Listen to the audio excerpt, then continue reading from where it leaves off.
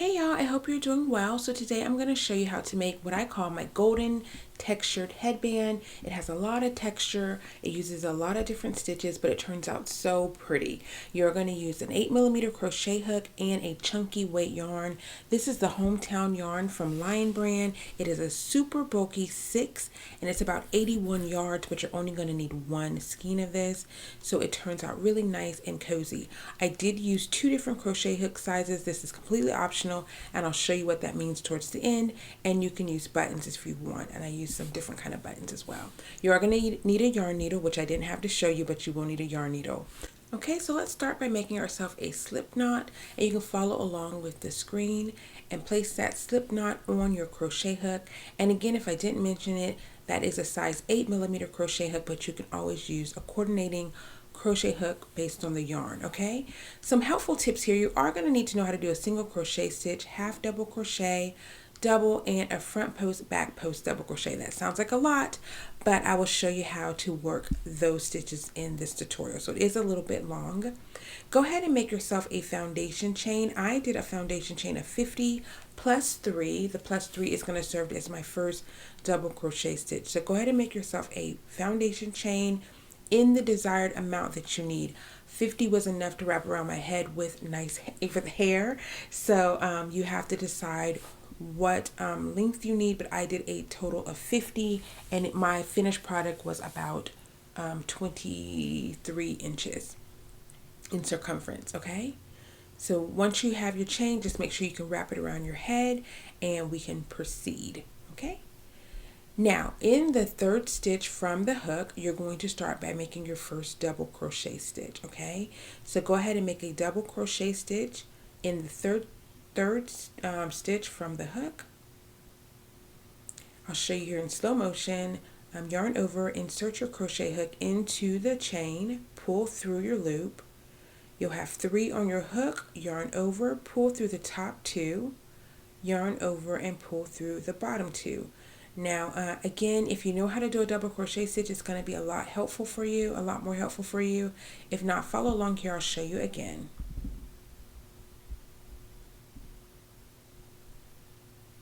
Okay, and you're going to do double crochet stitches all the way down the row until you get to the very end, and I'll show you a few more times on camera just to make sure you understand how to do the double crochet stitch. Yarn over, insert your crochet hook, pull through a loop, yarn over, pull through 2, yarn over, pull through your bottom 2.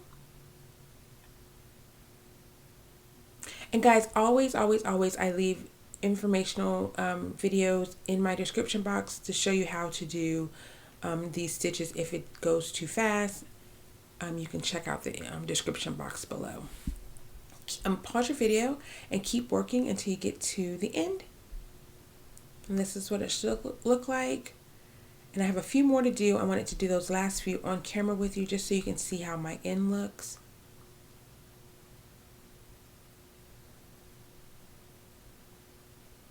And because this is a chunky yarn, this project works up super quickly, and it's really nice. It's really nice and cozy. Okay, in that very last space there, you're going to go ahead and put another double crochet stitch. So you should have 50 double crochets, or depending on whatever length of your foundation chain that you created.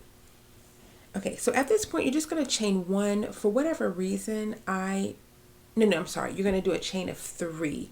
This is a chain of 3, and we're going to work the front post, back post double crochet stitch. I'm going to try to explain it here. It's harder to see it with this chunky yarn. If you're not catching on, please check the description box. There will be a link that leads you to a different tutorial. Okay, so this here is a post, and we're going to be working around this post, these posts all the way down. So those double crochet stitches that we created just now, we're going to be working around those. So we're going to start with a front post, basically meaning you're going to put the crochet hook behind the post, pushing it forward, pushing it to the front. And then you're going to just create your double crochet stitch. So I'm going to show you it again, but right now we're now going to work a back post. So I'm just showing it to you, but we'll go slower in a second. Find your next post, then you're going to work from behind, pushing the post to the back. See there? Pull back through, and then you're going to continue doing your double crochet stitch. Okay, so I'm going to show this to you the same stitch again because the back post to me always seems a little bit more challenging. So one more time, we're going to just pause real quick and I'm going to show you the back post one more time. From the back, you're going to put your crochet hook through, pushing the post back. So you're kind of like doing a weaving of your crochet hook. See how that looks? Pull back through, and then continue doing your double crochet stitch. So again, that was just a repeat of the back post that we just did previously. You're alternating, guys, between a front post and a back post, okay? So now let's go ahead and do the front post here. Find your next post, insert your crochet hook behind that post, kind of pushing it front, and then you're going to pull back through, yarn over, pull back through, and then do your double crochet stitch. Okay, here's your back post again. Follow along here with me on the screen. Find your post to the back. Now you're going behind the chain, kind of weaving your crochet hook through, pushing that post back. Okay, yarn over, pull back through. Now the good thing about this is we're only doing this once through the project. This row is the only time we're doing it, and it's really pretty, guys. It's really, really pretty. So if you don't catch on here on my channel, I'm showing you there is a video that shows you how to do it using lighter weight yarn, and it's a little bit clearer, I think. The chunky weight yarn makes it a little bit harder to see. So check that video out if you're not catching on here, but I am going to show you a few more times on camera, okay? Find your next post. So you yarned over already, guys. Find your next post, push it forward. We're doing a front post here. See how that looks? Yarn over, pull back through, yarn over, pull through two, yarn over, pull through two. Yarn over again, it's just putting the crochet hook, putting the yarn around your crochet hook. Find your next post. We're going to do a back post, guys. See how we're coming around from the back, pushing that post to the back. Now your yarn may naturally fall where it needs to be. If not, then yarn over and then pull back through. You got to do that a little bit gingerly because we're working with a chunky yarn and a smaller crochet hook, but it will work, okay? So you can pause the video here and keep working. I am going to stay on camera a little bit longer, but it's going to go a little quicker. But if you want to pause the video here and just keep working down your row, alternating between your front post and your back post until you get close to the end, and then you can rejoin me. But I'm just showing you here again on camera just so you can see what I'm doing. And it goes a little faster. That's why I said you can pause your video if you need to. Okay. And I'll admit, because I'm using a chunky yarn and this is not a tutorial for just this stitch, it may be harder to see, but I think you can catch on. Okay, and this is what it's starting to look like. It creates that nice little ribbing that you'll see along the bottom part of the finished product. So this is what it looks like, and you don't have to do this stitch anymore. So you have your one last post here. Go ahead and work around it, either front or back. I'm not sure how you're going to end yours. And then in that initial chain of 3 that we did, you're going to go ahead and put your double crochet stitch. So just do straight double crochet stitch right through at the end. So however you finish off your row, whether front post or back post, make sure you end the row with a double crochet stitch. Okay? Makes it look nice and even. All right. We're going to do a row of single crochet stitches. You only need to chain 1. For some reason I chained 2. But it doesn't look bad if you did chain 2. You can just chain 1 though, okay? What we're going to do now is find your next stitch, and you're going to do single crochet stitches all the way across. So in each stitch across, in each space across, you're going to do a single crochet stitch. Now don't go slow here. That's why I said it's important that you kind of know some of the base stitches, but just insert your crochet hook, pull through your loop, yarn over, and pull through. And this is, like I said, I did not make this single crochet stitch slow, but I hope you can catch on here what we're doing. Okay, you want to pause your video at this point and then just continue working single crochet stitches all the way down until you get to the end of the row. And what we're doing here, guys, is we're creating that textured look, okay? So that's where we're alternating between all these fun stitches. We're just trying to create a nice textured look, something nice and cool for your headband. In that very last turning chain, you're going to do a single crochet stitch. Okay, if you want to give your stitches a count, you can at this point. You want to still have 50, okay? Well, in my case, I have 50. Okay, now we're going to do the half double crochet stitch. So you're going to do a chain of 2.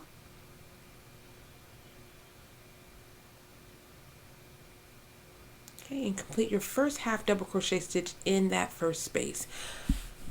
So it looks like I did a chain of 1 just now, but do a chain of 2 either way. Okay, just do a half double crochet stitch all the way down this row.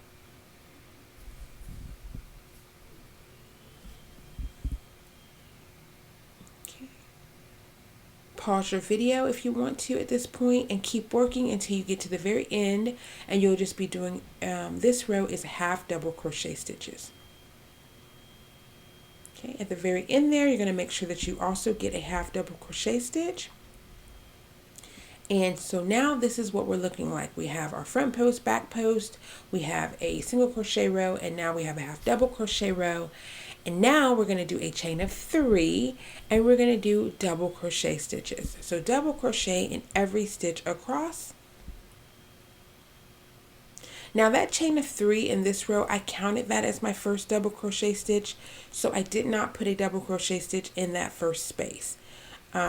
In my half double crochet row that we just did, I actually put a half double crochet stitch in that first stitch. So I hope that doesn't confuse you. If you follow along with this, then you'll catch on, but just do a row of double crochet stitches, and you want to make sure that you have 50. In my case, 50. Whatever your starting chain is, you want to make sure you have that same amount, because you want everything to stay even. Okay, so that's what that's looking like. You want to pause. You want to pause at this point. Keep working until you get to the end.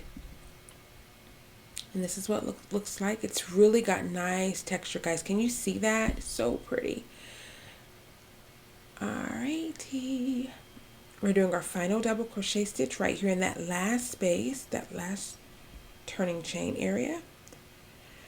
We are now going to chain 3, and we're going to do another row of double crochet stitches, but we're going to do it in the back loop only, and I'm going to show you what I mean by that.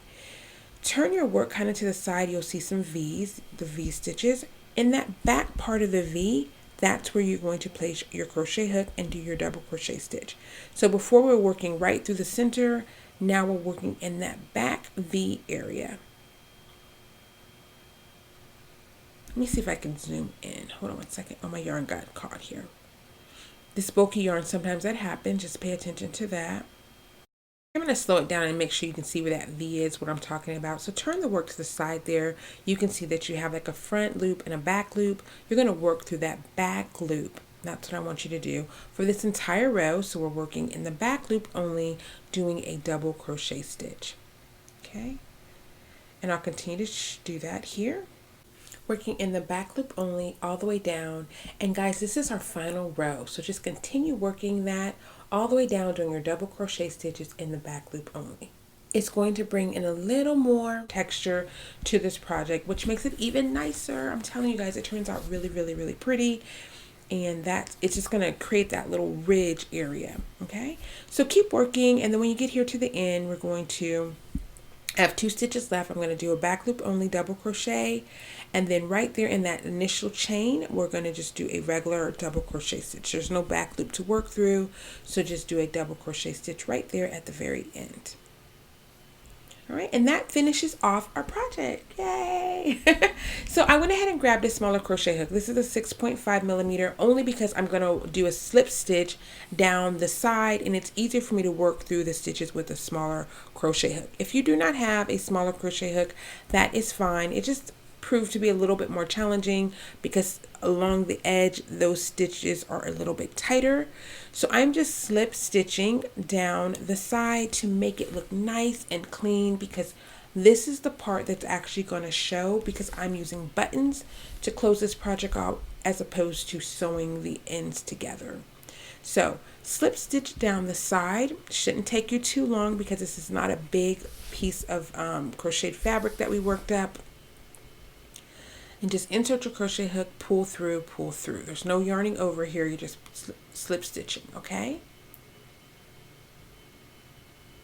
Really, we have encompassed almost every single stitch that you've probably learned on my channel up to this point, which I really, really, really love. And we didn't do it in this grand fashion. It's just a nice, cute little textured headband that kind of shows you all the stitches in one area. So if you like doing stuff like this, you can always play with the stitches and get really pretty outcomes. So I'm showing you here on camera, I'm staying on camera, just showing you how I worked down the side. And I wish I would have changed my camera angle a little bit so you could see, but just do slip stitches, guys. Find a space, find a hole, and just place a stitch in there. You're just trying to make it look neat. You don't have to worry about being too precise because we're working with a bulky yarn.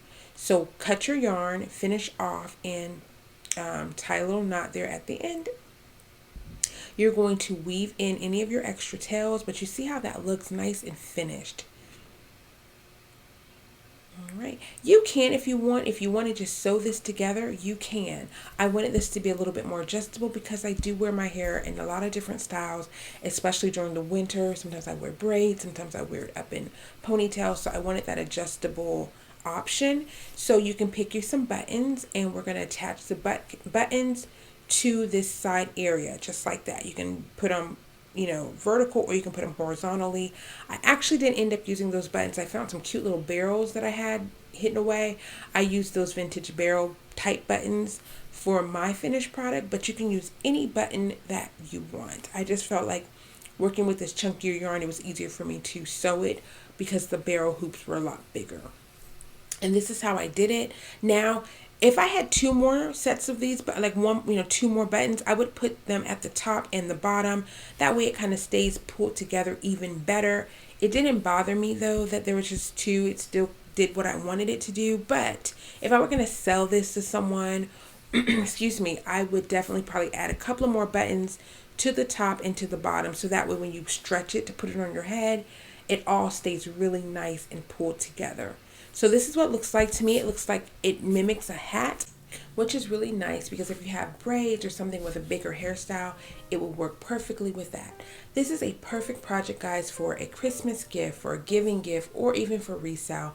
If you have any questions, please make sure that you leave them down in the comment section below. If you found this video helpful, please be sure to share it. That is how I get the word out about my crochet creations and my tutorials. And if you have not followed me on Instagram, take the time to head over there and do that as well. Thank you all so much for your support. I hope this video was helpful, and I will see you all in my next video. Bye.